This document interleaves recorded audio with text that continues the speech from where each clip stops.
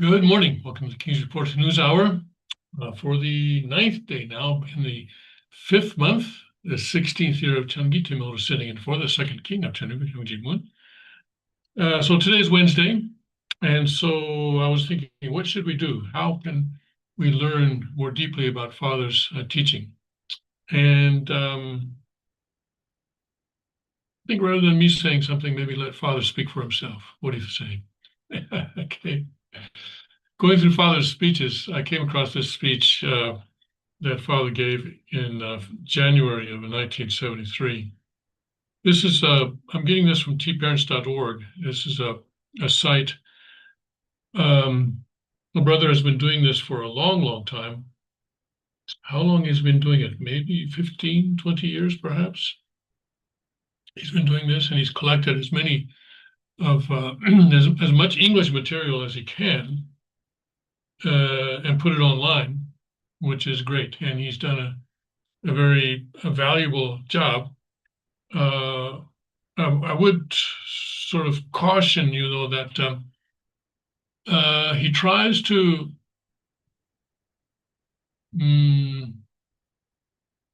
maintain at least a fairly strong relationship with the Family Federation. Although I believe he sees himself as independent from them, but he's certainly not maintaining much of a relationship with the sanctuary. And so, for example, you do not find True Mother Kang's material on this site. Instead, you find Hak Ja Han's material, even though she is the betrayer and the one who has really did everything she can to destroy Father's lineage. Unfortunately, he doesn't seem to understand that. But anyway, especially material prior to September 2012, I would say that it appears to be fairly reliable. And so I want to go into a speech today that Father gave, as dated, at least it's dated January of 1973. Now, Father began his public mission in 1971, late 1971, I think December. And so this speech was given perhaps around 14 months or so after he arrived in the United States to begin his public mission. 71 was not the first time that he was in Japan. He came, first time that he was in the United States, what am I saying? He came for the first time, I believe in 1965. And it was then that he established holy grounds and so forth around the United States. Places where people could pray, places that were symbolically, well, also spiritually, substantially restored to God.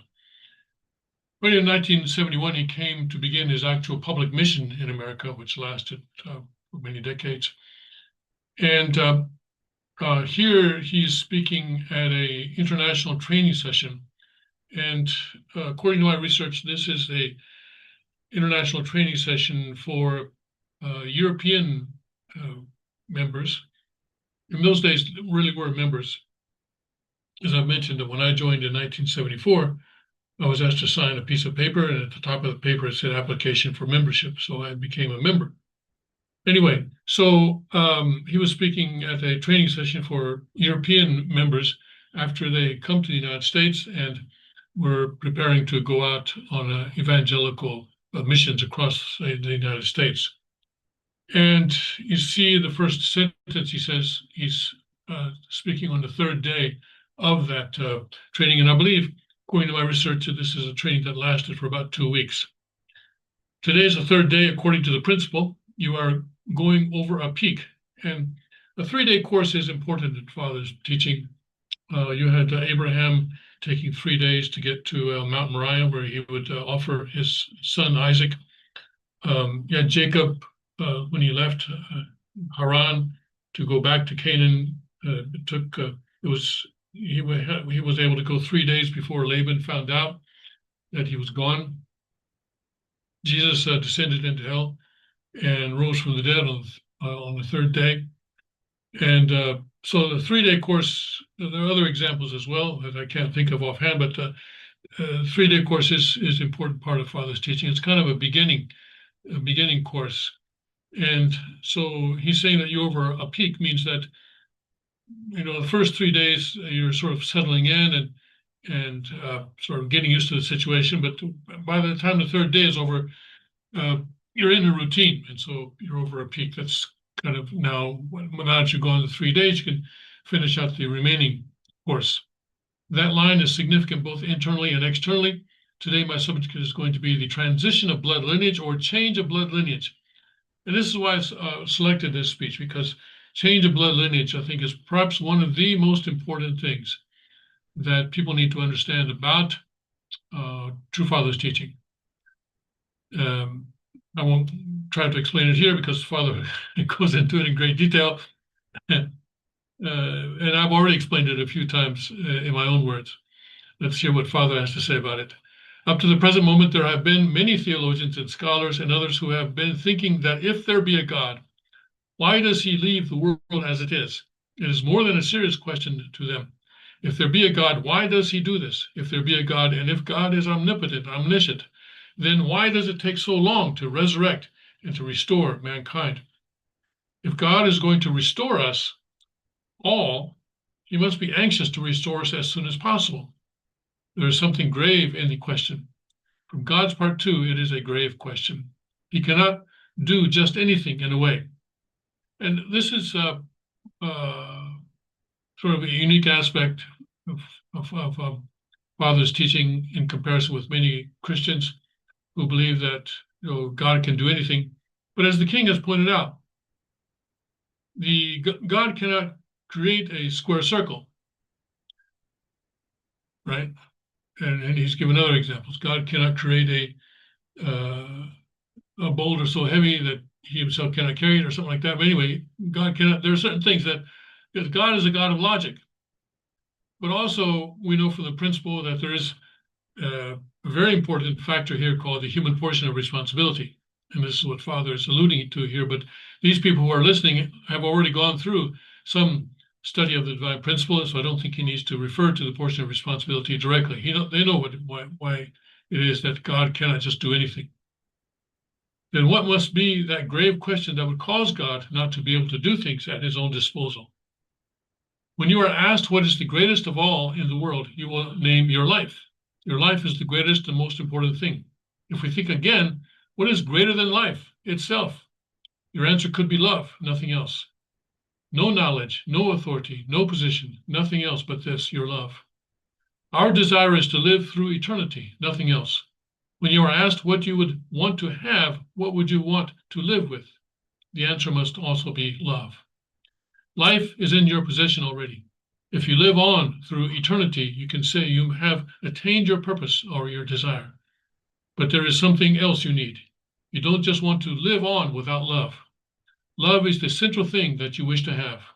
We are enjoying our lives. Life is here. There must be something corresponding to love in God because he is the object. He is the subject of life. He is the subject of life. And here, in the, I guess, probably 20 years or so ago, we decided to start translating this as subject partner. So he is the subject partner of life. Can God enjoy his life or life element without something else, without love? No. However omniscient and omnipotent he may be, by himself alone, he cannot enjoy happiness. He cannot be happy, have ideals, joy, or whatever. I think this is an important point. There have been movies made, and the one that comes to mind is A Rosebud by Orson Welles. Maybe some of you have seen that movie. It's a very, very old movie. I think it's a black and white movie, in fact. But it really depicts a man who achieves great wealth, but he has no love. But there is no love. He is alone. And he's extremely unhappy. Anyway, it's a tragic movie, I suppose. But I think that illustrates what Father is saying here. Some people say that, well, the purpose of life is to collect as many toys as you can, and the one with the most toys at the end wins. That seems pretty foolish to me. Your yachts, your villas, your houses in various countries, whatever. Of course, your fancy cars and everything like that. But if there's no love, then that person is going to be very, very lonely and very, very unhappy. So it's not things that make people happy. Suppose there is a man, he is dancing and screaming out of joy by himself without any object to talk to or to reflect his happiness. Again, this would be an object partner in today's translations. Then we will call him crazy. What would any one of you here think that you could be happy without anyone else around you. You would say you are happy because you have your parents or your spouse, etc. You say, I am happy because I have you with me. Isn't that true? So in any ideal joy, happiness, or anything of virtue cannot be brought about without having an object partner. I mean, let me insert partner because I think that was a good idea for us to improve the translation in that way. It was done way before Father shed his physical body. So it's probably been about 20 years or so. Strictly speaking, you are not happy because there is a flower, but because you see the flower. The flower means something to you. You are not happy because there are sounds, but you are happy because you are hearing the sounds, listening to them. You are not happy because there are smells, but because you are smelling them. You are not happy just because you have someone beside you, but because you can have them, touch them, feel them, and everything. You can come back to say that in the world where you do not have an object partner, there is no joy, no ideal, no happiness. However hard you may struggle going about looking for things by yourself, there is no happiness. If that is true with human beings, then the same applies to God. We are told that God became grieved due to the human fall. Then what element in him causes that? And I think he's referring to Genesis 6:6 in this case, where I think in the Genesis, that's the Korean version. Way over there. Okay. Well, anyway, I think it's Genesis 6:6, I believe. Did I just lose my camera? I jiggled the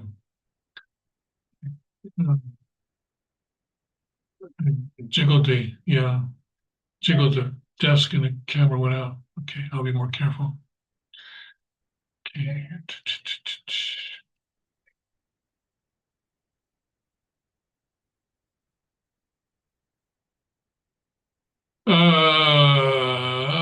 We are told that God became grieved due to the human fall. Then what element in him causes that? What would respond to the human fall? If you don't have your object partner, you have nothing to lose there. But without your object partner, you cannot even say you are sad, if it is originally so. It is only after you have lost your object partner, where he had been before you, that you feel unhappiness and sadness. Isn't that true? Then in what position were human beings in the beginning that God was made so sad at the loss of them due to the fall? Then we can imagine that human beings were in the position of object partners to God as the subject partner. In what way were we as object partners to God? We must think of his creation of man and in what position he put man at the time of his creation. Is a human being less than a monkey? When we look through all the creation, we cannot find anything greater. We are the masterpiece of his creation. When we look into ourselves, we find that our body is a mystery, a palace of mysteries. The appearance of the human being has something great and mysterious in it. The God being the greatest Lord and absolute one, what if you were in his position? Whom would you choose out of all the creation as your object partner? It must be man or human beings and nothing else. This is a 1970s English. Okay. If God is at all the subject partner of life and the object partner of his life must be human beings. No one else.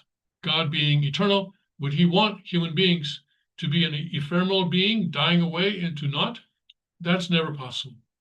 We can come to the conclusion that the eternal God must have wanted human beings to be eternal in some way.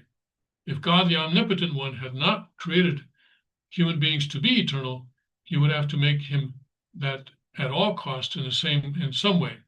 Make him that at all cost in some way. Isn't that true? Isn't that logical? Then we can define that human beings must be eternal in some way at least. We can say that God created human beings as his object partners of life, of course. But more than that, in what way could human beings be his object partners? The object partner just to look at, to walk with? What? In what way are we his object partners? The objects partners of his love. Yes, nothing less, nothing more, nothing other than love. After the creation, God must have looked around the whole creation, seeing that all the creatures were beautiful and good. Especially when he saw all the beautiful flowers blooming in the field, it must have brought joy to him. Chirping birds, flying butterflies, all those things made him happy. He could say that he was happy.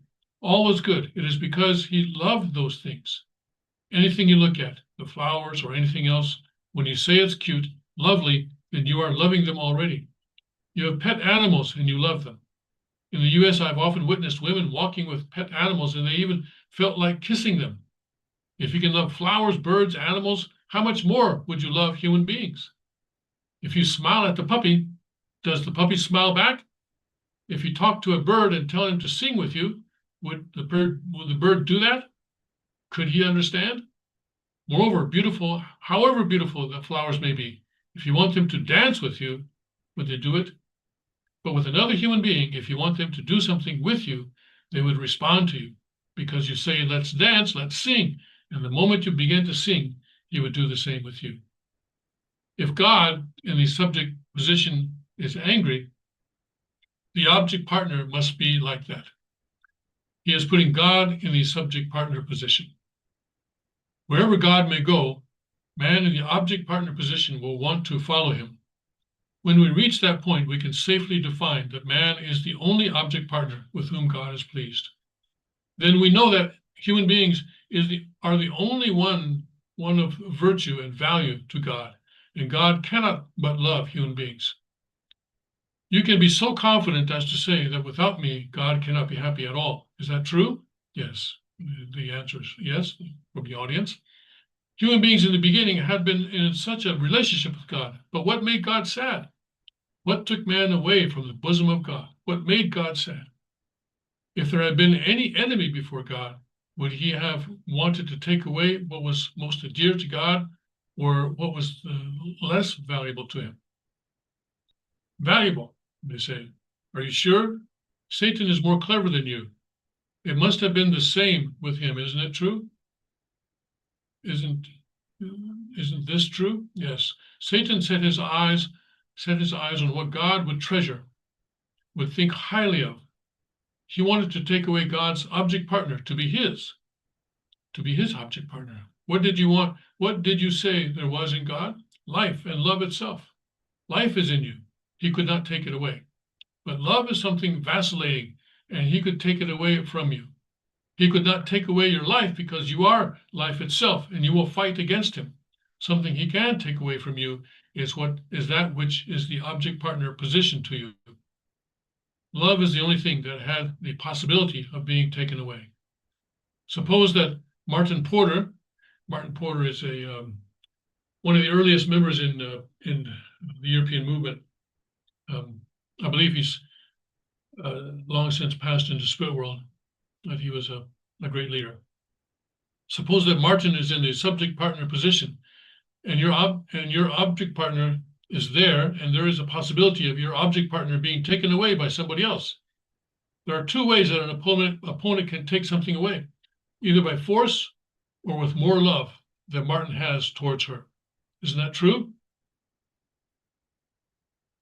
What or who at all could take Adam and Eve, who were in the object partner position to God, away from God? The fall, the taking away of human beings, must have been done centered on love. When Satan wanted to take human beings away, he worked on the female first. The theologians say that in the beginning, Adam and Eve ate of the fruit of the tree of the knowledge of good and evil that caused them to fall. But how on earth could they eat of that fruit if it was forbidden of them to eat by God? There were so many other delicious fruit. There is no logic in that. There are so many Christians who believe in such an unbelievable thing. In that kind of belief, how can all Christians save themselves? They can at best save something corresponding to the value of that kind of food, the value of the fruit maybe. Do you want me to talk in detail or just by leaps and bounds? Details. It will take me hours. Is that all right? I said Eve was tempted or taken away by Satan. That could happen either by force or by more love than her spouse would have been able to give her.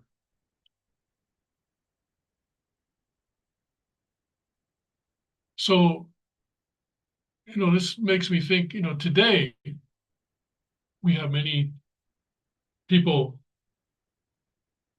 in our families and, of course, around us and so forth, who are Satan's object partners, right? Object partners of love. Satan is taking them away by love.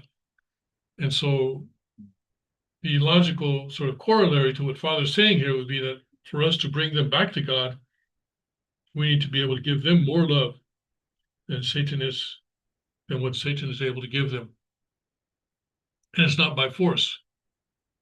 And Father goes, often talks about how you cannot save anyone, you cannot save the world with force. And some people use this as an example of how Father is against violence and so forth. But actually, Father obviously is not against violence. He does see violence as necessary in self-defense, and he sees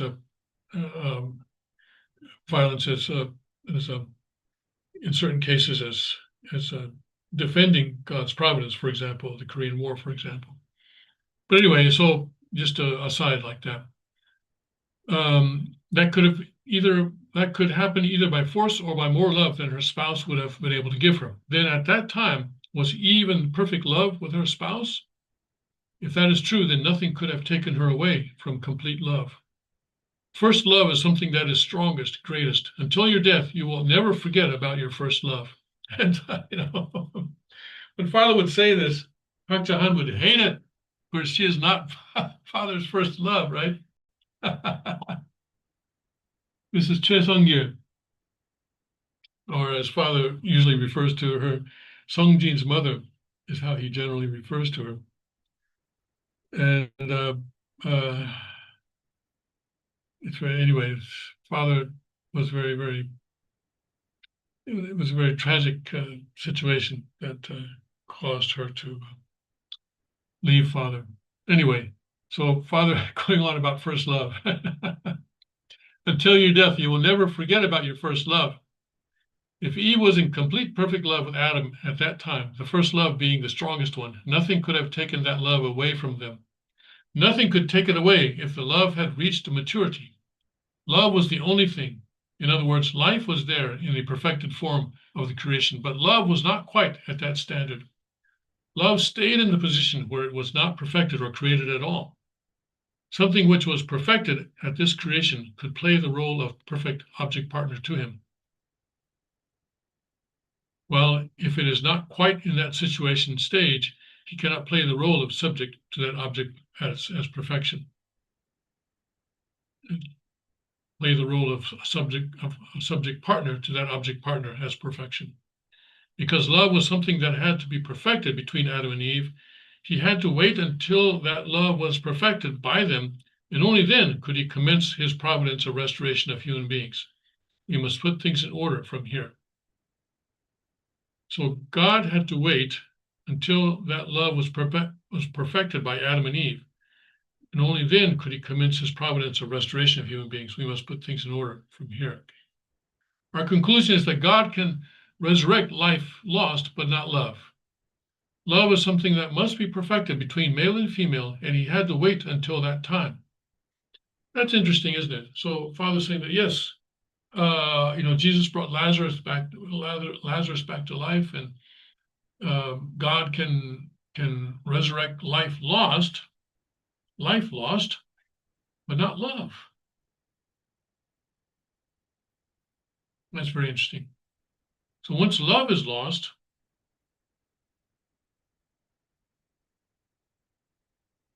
it's very difficult for that to be resurrected, and God cannot resurrect that.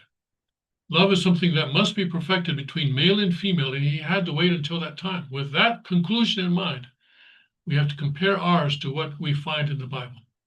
God is the God of principle, God of logic, and he will apply the same principle of creating man when he has to recreate and restore human beings, to the original position. Because he created the man first, in other words, the male first, man first, male being, in the course of restoration and recreation too, he must locate one male being. God's providence of restoration all throughout human history has been to locate a male being having nothing to do with sin, through whom God would develop the providence of restoration. So this is the Messiah. So the Messiah has to be a man, according to Father's teaching. The male being must have nothing to do with Satan and be not in Satan's claim. So through that man, centering on that man, He is in place of God in a sense. He is the agent of God's operation. God is going to work through him to resurrect or restore humankind. That is the Messiah. Do you need a Messiah? This is something requisite for man, for human beings. Adam and Eve both fell before they reached the stage of maturity where they did not enjoy their life to the fullest, and where they did not know what love was at all in perfection. But Jesus Christ came to the earth as the Messiah to restore all these things, and by putting himself in the object partner position of full life and love to God as the subject partner, he was commencing his work of restoration of the whole of mankind, with God working through him. Adam was in the position to dominate over or control Eve. At the time of temptation of Eve by Satan, Adam should have influenced her or stopped her from being tempted. But being immature at that time, he could not carry out that much. So in the course of restoration, there must be a male, first found by God, erected by God. That male person must be able to locate his spouse. So already here in 1973, Father is teaching in English, well, Korean translated into English, that the Messiah comes, and when the Messiah comes, he needs to find a wife. He needs to, in other words, God sends the Messiah, but it is up to the Messiah to find or to marry the woman and to resurrect that woman, to educate and train that woman to where she can be the true mother. It's interesting to me that here, the English is sometimes a little bit stilted. That's because, well, this is being translated by Mrs. Wonpok Che, who is one of the early members, and she is actually really one of the great people who assisted Father in South Korea.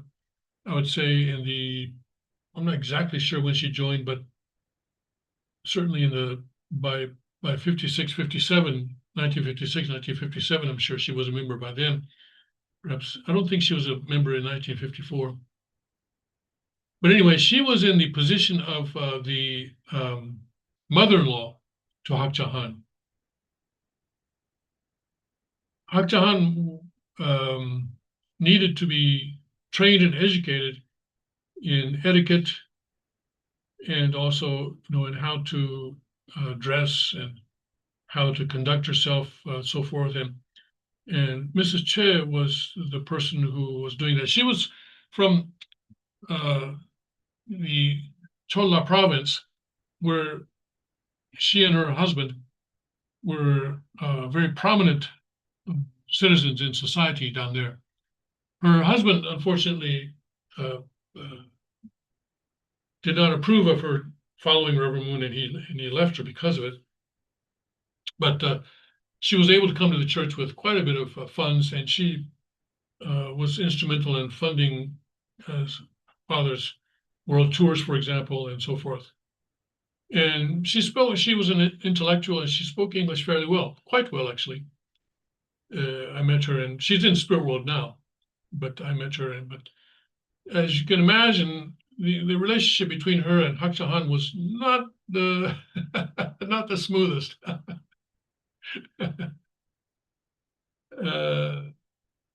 Anyway, Father used her as a translator in many of his early sermons after he began his mission in 1971, and this is one of them. So the translation is a little bit stilted, I suppose you could say.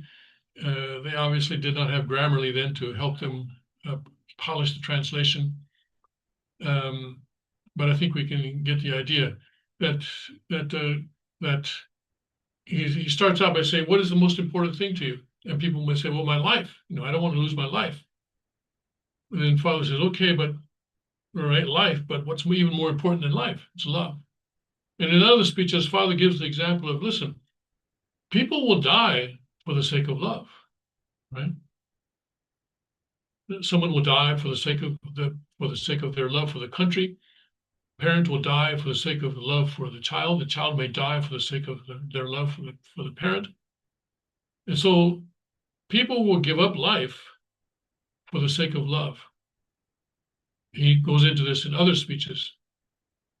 And so love is, if you say life, but love is more important than life. And if that is true for us, then it must also be true for God. That nothing is more important to God than love. And we're talking about here subject partner, object partner, so forth and so on. But if you study divine principle courses, this concept of subject partner and object partner is very important. Everyone lives in a relationship. Everything lives in a relationship, even down to the molecules and atoms and subatomic particles. Everything is in a relationship, a paired relationship. And always in a paired relationship, you have a subject partner and an object partner. And this is the two elements of the paired relationship. So also then, God wanted human beings to be his object partners of love. And this is where Father's teaching pretty radically, I would say, advances or develops traditional Christian theology, where he says that, of course, today human beings are sinful, and so because of that, we are distant from God. But the original ideal of creation and the ultimate goal of God is that human beings will be his perfect object partners in love, perfect object partners in love. And elsewhere, Father also says that there can never be oneness in a vertical relationship. Oneness requires that it be a horizontal relationship. And so when we say that human beings were supposed to be God's perfect objects of love, object partners of love, Father's saying that, and this is where, heads are going to explode. Father's saying that human beings were created to be in a horizontal relationship with God. When we are in a state where we are his, when we have completed the four realms of love and where we have reached direct dominion, blessed, of course, in pairs, husband and wife, then we are his perfect objects of true love. And that means that we are in a horizontal relationship with God. Okay, so that is an incredible view of humanity that I don't think any other religion is able to compete with, and certainly not traditional Christianity. But God, of course, is divine, and of course, he is omniscient, all-powerful, omnipresent, and so forth and so on. Human beings will not be greater than God, even though God, Father says that God wants human beings to be greater than him. Again, I'm sorry, another explosion. I keep throwing these grenades.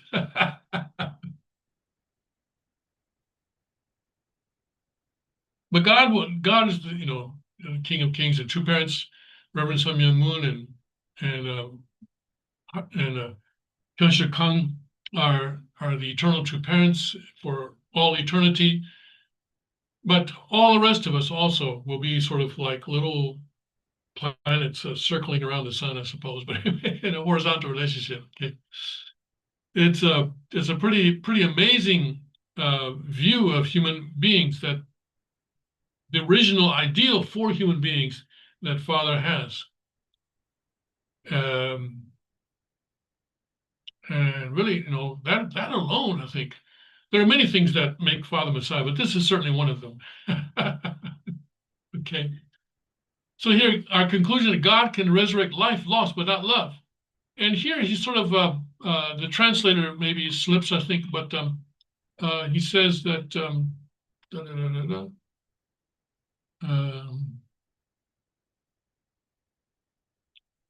where he says that God may not have created love. Right? If you watch carefully, you see that. And this was a point that I did not really understand until a few years back. And still, I think there is I still need some time to get my mind around, but around this. But well, this is not the time or place to go into that, but God came into being. No, I've lost you.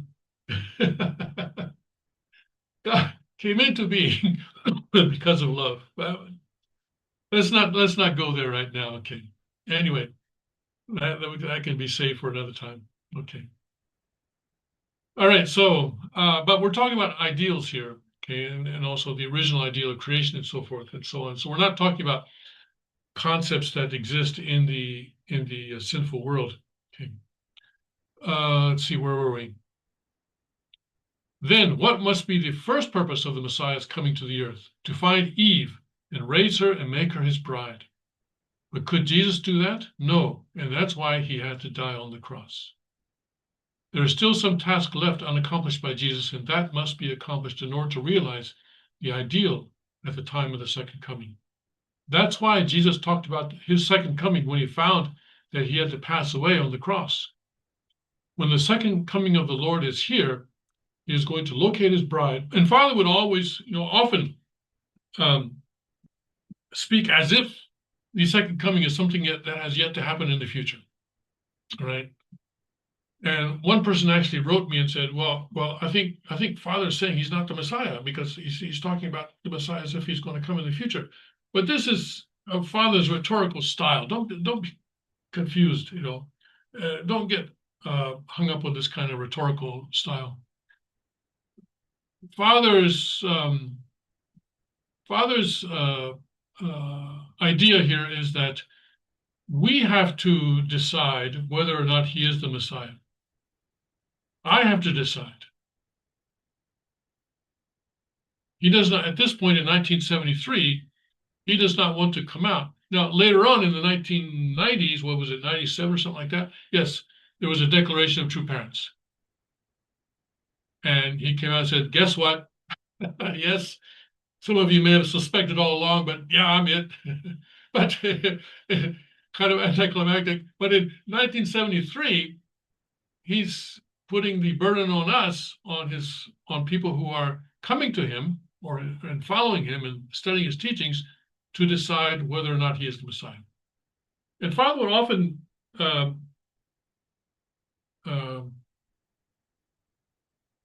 have this idea that it's best for people to find the truth themselves rather than to be spoon-fed the truth. And if we find the truth ourselves, then our commitment to the truth is different than if it is just spoon-fed to us.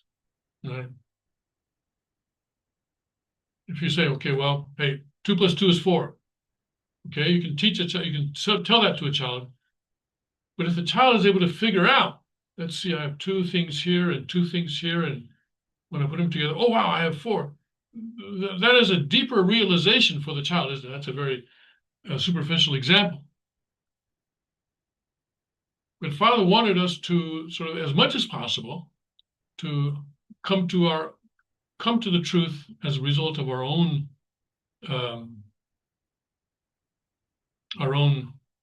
process of discovery. One of the ministers who worked with Father later on, what was that, in the 1980s and onward, once told me, I don't think I was alone, but he once said, when the ministers realized that, when the Christian ministers realized that Father was the Messiah, of course, they have a lot of questions, right? If Jesus appears in front of you, you have a lot of questions. But he said, in most cases, Father would say to them, as instead of answering their question, he would say, you pray about it. And he would sort of smile, this sly smile that many of us remember. You pray about that. The truth is always more valuable if we are able to come to that truth ourselves. So anyway, so here Father is talking as if the second coming is something that's going to happen in the future. Okay.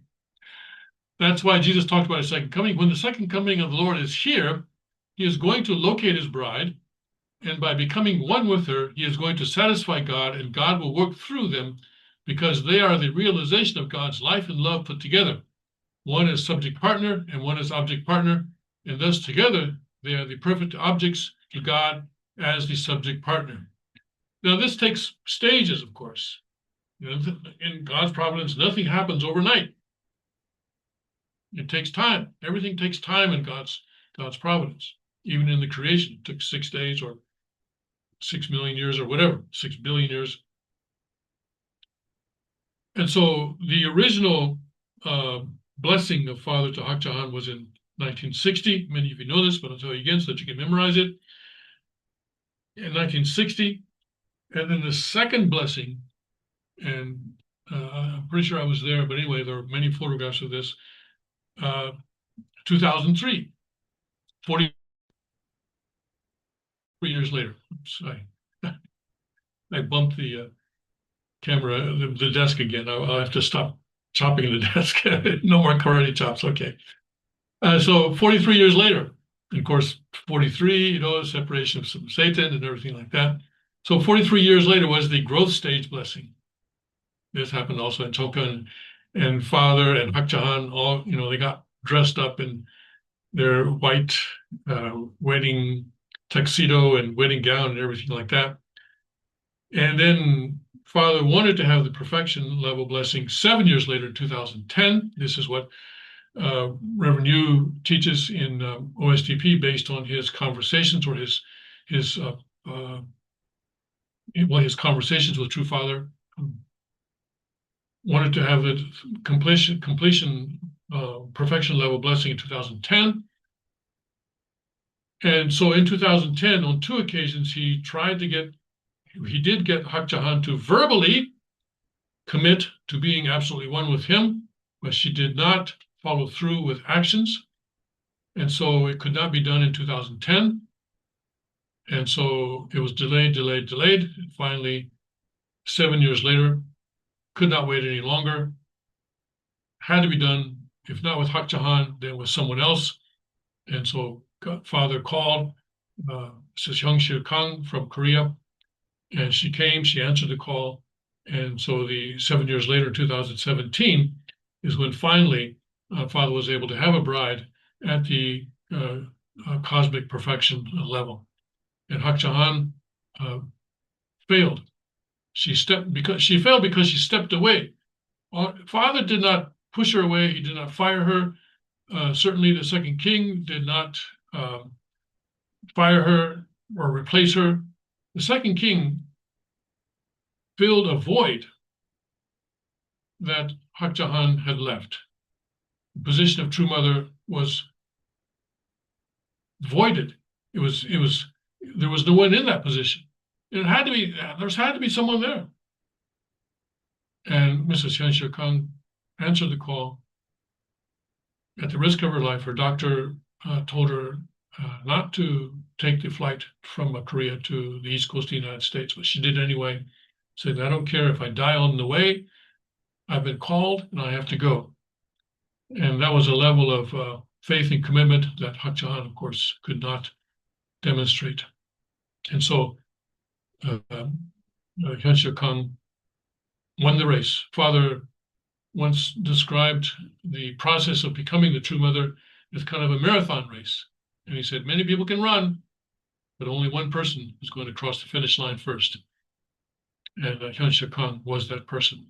Anyway, so he's going to God as the subject partner. Without the Messiah and his bride put together as a subject and object partners in forming the perfect object to God, there is no providence or restoration possible. And so this is why, 9/23/2017, on the solar calendar, or the 4th day of the 8th month and the 8th day of Cheongi on the heavenly calendar, is so important. This is why that is Foundation Day, because that is the day here that now God now has the Messiah and his bride together as subject and object partners and forming the perfect object partner to God. That is the day that occurred, the perfect object partner to God. And that is why now there can be a providence of restoration beginning on that day, the real providence of restoration, beginning on that day. God wanted to see the day of the marriage of the Lamb, which means the Messiah marrying his bride, to make a family base, a matrimonial base, with which alone they could face God as the perfect subject partner. So God being the perfect subject partner. With this done alone, with Adam and Eve or the Messiah and his bride put together alone, they will form the perfect object partner to God as a subject partner, in whom the male and female qualities are already inherent. Because God has both male and female qualities, right? And then God can operate through them as a perfect object partners. And that's what makes it possible for him to realize his restoration project. I always thought it was interesting that the hashtag #MeToo movement started in early October of 2017, just a few days after, maybe a week or so, maybe 10 days after the Godfather's blessing at the cosmic perfection level. So that was kind of the place now. Now that the True Mother's position was filled, now women around the world could stand up and say, hey, I'm not going to take it anymore. It's kind of, women were liberated by this. The 66 books of the Bible will reach the conclusion at this point. Reach the conclusion means that now the sort of the story of the Bible, the sort of the timeline of the Bible now comes to an end. It is only natural that since God had lost in the beginning a male and female being in the course of restoration, it is only natural that since God had lost in the beginning a male and female being, I think there needs to be a comma there, in the course of restoration, he must first of all find a male and female being. Yeah, that makes sense. So male and female being, comma, in the course of restoration, he must first of all find a male and female being who have nothing to do with Satan or sin, and from then on, he can commence his work of restoration. If that had been done, even in Adam's time, or in Jesus' day, or in other words, the perfect male and female immaturity put together, resembling God's form with two elements of himself, in other words, two elements of himself, in other words, male and female elements of God, then he could operate through that couple, and in that he will have direction of life and love, and nothing could sever the love between them. The love being eternal, unchangeable, and unique. There could be eternal happiness in all ideals. If you are happy after all, happiness will be eternal. Is that clear to you? Once God had started loving human beings, he could not have stopped loving them, and his happiness couldn't have turned into sadness. So what he commenced could have gone eternally. Only the thought of it, just the thought of it, makes us happy. Just the thought of it is enough to make us happy. Then how happy must we be if we are entitled to live in that kingdom? Our eyeballs would go back like this. If you never saw Father speak, you don't know what he's doing here, but obviously words alone cannot convey. When he says like this, then I think we can imagine what Father's doing here. Our eyeballs will go back like this, and every cell in the hair would be dancing. Isn't it natural and logical? Then our conclusion is going to be to ask, when is God's providence going to end? It is the day when God's creation is perfected. I think completed might be probably sang one song here, but anyway, let's not quibble with that. God's creation is perfected in the form that he would want to have it. In that day, God will rejoice, to say nothing of human beings. Any man here, or let's read what it says. Any man here can protest to God, saying, I'm in a way better than you, because without me, you have no significance, no meaning. But with me and my spouse put together alone, you can operate, bring man back to life, recreate man. So I am better than you. Interestingly, this is of course, this is a silly logic, but it's the logic that Hak Chahan has used. Say, I'm better than Father, right? I'm better than Sun Myung Moon, because without me, he could not be the true parent. It's the same ridiculous logic that Father's sort of holding up for criticism here. You can even claim your love as being yours and not God's. He cannot but nod to you. Then you can participate in God's work of restoring human beings, recreating man, and you can have confidence in the way I said. Did I make myself understood? 1 hour has passed, but since I have had to use my interpreter, I have used 30 minutes. This is the most valuable thought or ideology which no theologian or scholars have been able to give to you. This is the core of the divine principle. You don't find what I'm saying in the book of the divine principle, so I have finished the introduction part. We have to reach there, pointing to the blackboard, the transition of blood lineage. So that's all been a matter of not even introduction, but forward, right? But it's interesting. It's important to understand that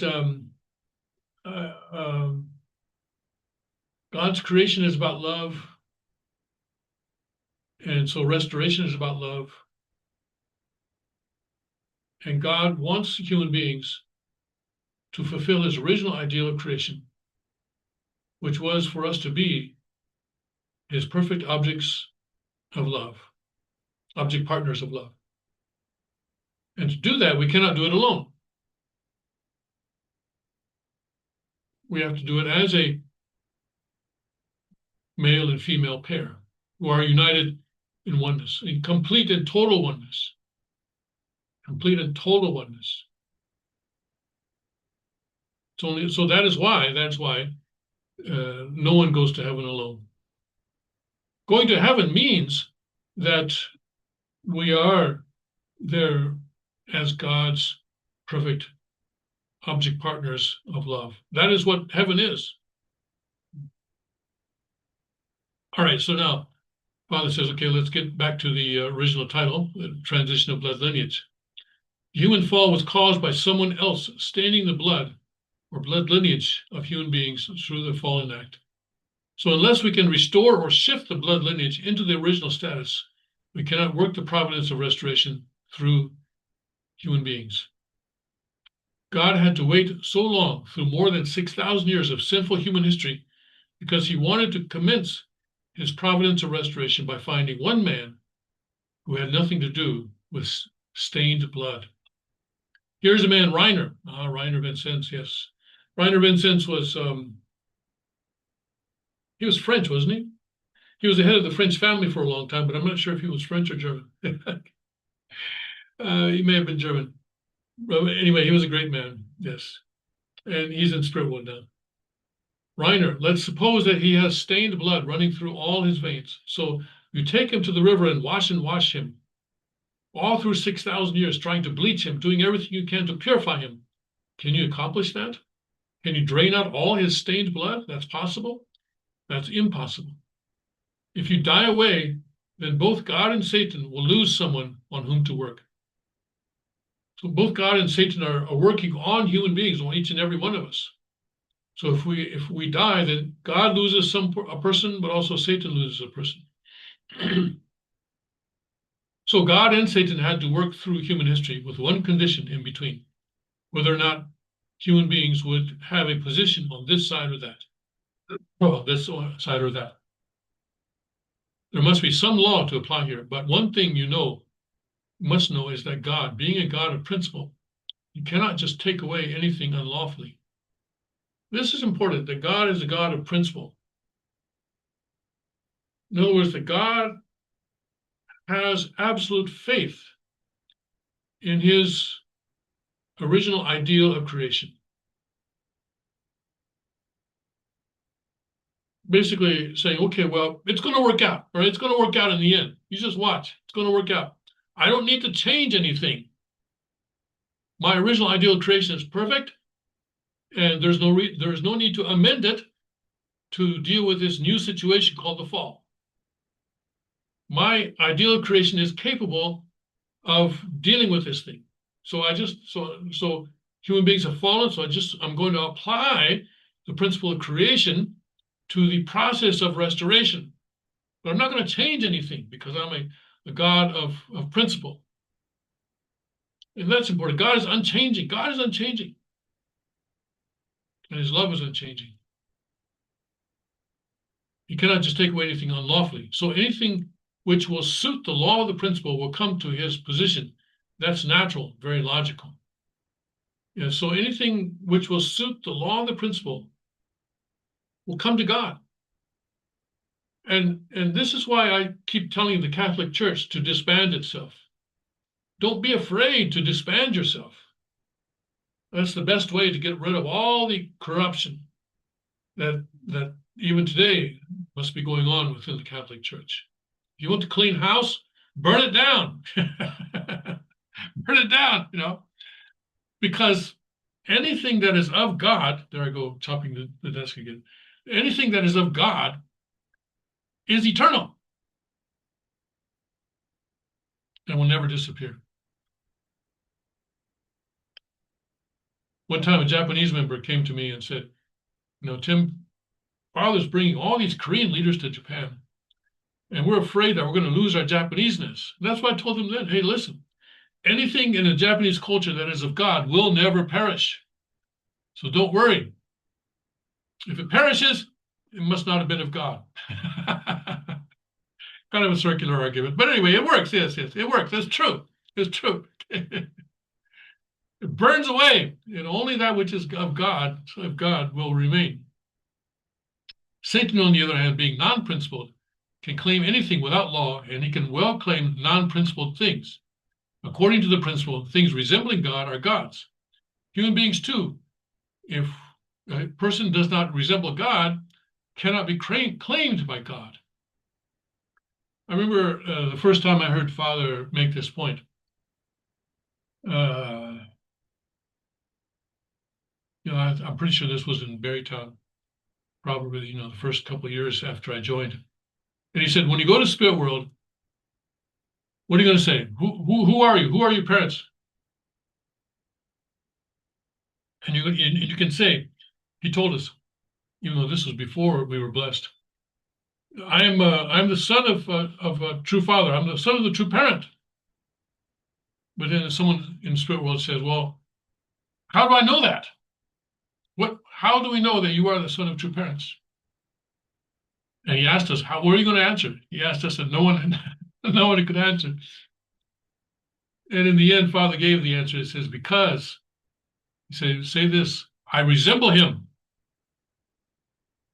Which is kind of shocking because, I think most of us in that room were Caucasian. I think there were a smattering of Asians. But he said that we should tell Satan or whoever else it is that's asking us that we can tell that I'm the son of true father because I resemble him. Yes. And also here, Father is saying this is, before that in 1973, according to the principle of things resembling God are gods. Human beings too. If a person does not resemble God, that person cannot be claimed by God. Wow. All right, let's stop there today, and we'll continue next week. I think this is an important speech for us to go through, especially right now, as more and more people are coming to the blessing and coming to the concept of the change of blood lineage. And so I hope you will join me again Wednesday of next week on this topic. All right, so I think we have a few seconds left, but this is a good stopping place. So God bless, Godspeed. May His kingdom come quickly.